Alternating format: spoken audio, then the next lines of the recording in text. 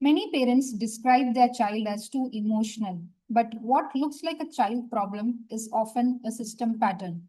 Because children don't generate emotional states in isolation, they organize themselves around the nervous systems they are exposed to. So instead of asking, why is my child so emotional? The more accurate question would be, what kind of emotional system is my child adapting to? A child's brain is not fully developed for self-regulation. The prefrontal cortex, responsible for impulse control, reasoning, and emotional modulation, is still immature. So, regulation does not start internally, it starts externally through a process called co regulation. Co regulation means the child uses the adult's nervous system as a reference point, not through instructions, but through physiological cues like the tone of your voice, your facial expressions, the pace of your movement, and your emotional intensity. This is mediated through neural systems like mirror neurons and threat detection pathways in the brain. The child is constantly scanning the environment and questioning, am I safe? Is the environment stable? And they answer this question by reading you, the adult, in this parent-child relationship. This is where we have to understand that parenting is not caregiving alone, it is regulation leadership.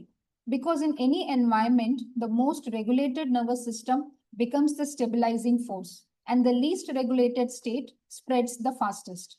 This is why verbal correction has limited impact in emotionally charged moments.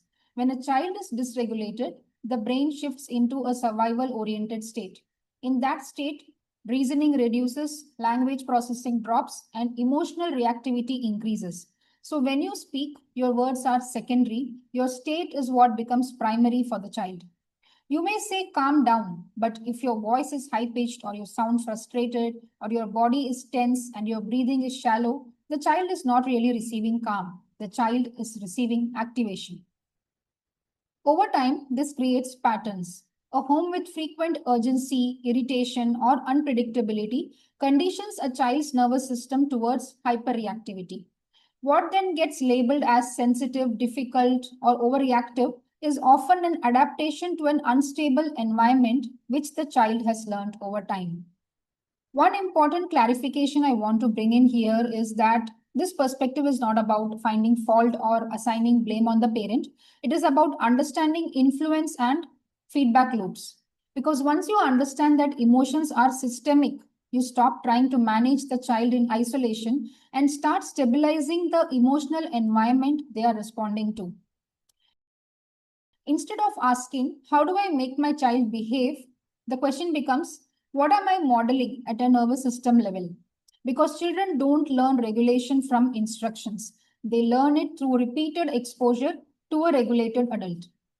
When you regulate yourself, you are not just managing a moment, you are reorganizing the emotional system your child is developing inside. And that is leadership. On this channel, we will continue to explore parenting through the lens of leadership. Thank you for being here.